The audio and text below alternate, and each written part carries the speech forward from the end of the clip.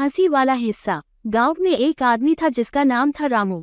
रामू को सब बहुत प्यार करते थे क्योंकि वह बहुत ही मजाकिया था।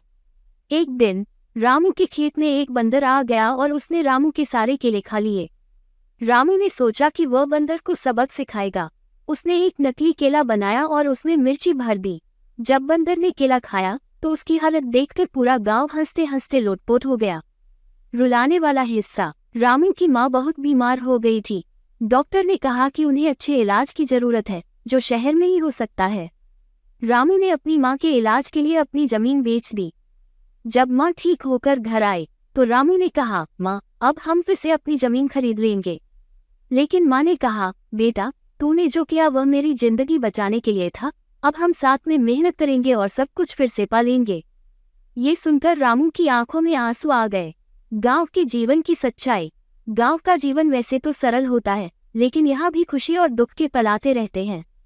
इस कहानी से हमें ये सीख मिलती है कि हंसी और आंसू दोनों ही जीवन का हिस्सा है और हमें दोनों को अपनाकर चलना चाहिए। गांव की कहानी। प्रेम और बलिदान। प्रेम वाला हिस्सा। गांव में एक छोटी सी लड़की थी जिसका नाम था गुड़िया। गुड़िया बहुत ही चंचल और प्यारी थी। उसके पास एक बकरी थी जिसका नाम उसने प्यार से बबली रखा था। बबली और गुड़िया की दोस्ती गांव भर में मशहूर थी। एक दिन बबली बीमार पड़ गई और गुड़िया ने रात दिन उसकी देखभाल की। आखिरकार बबली ठीक हो गई और जब वह उछल कूद करने लगी तो गुड़िया की खुशी का ठिकाना नहीं रहा। गांव वाले ये देखकर मुस्कुरा उठे और कहने लगे कि गुड़िया और बबली की दोस्ती एक मिसाल है।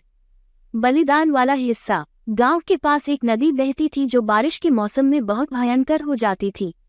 एक साल बारिश इतनी ज्यादा हुई कि नदी में बाढ़ आ गई। गांव वालों को गांव छोड़ना पड़ा। एक बूढ़ी महिला